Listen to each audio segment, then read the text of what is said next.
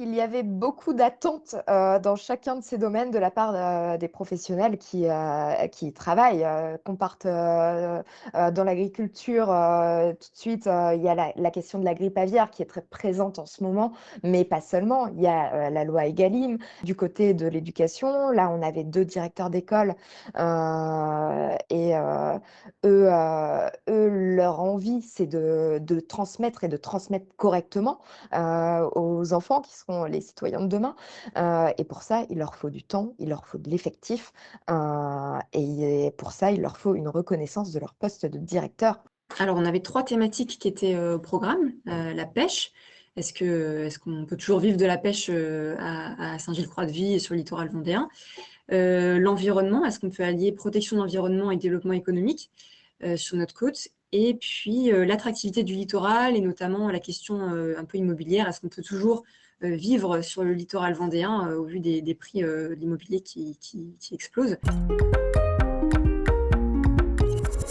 Ce qui m'a, interpellée, mais en même temps sans franchement m'étonner, c'est que tous ces professionnels de l'agriculture, de l'éducation, de l'emploi, donc les chefs d'entreprise, sont des personnes qui sont remarquablement investies dans leur profession, qui y tiennent, qui l'aiment, et qui veulent évoluer et donc qui ont besoin de soutien des politiques. Alors ça va être, la politique nationale, mais aussi les politiques plus territoriales, les petites collectivités et c'est ça pour moi le plus marquant, c'est que ces personnes veulent avancer, voient le monde qui change et veulent changer avec ce monde, veulent accompagner ce changement, mais tout en étant aidées.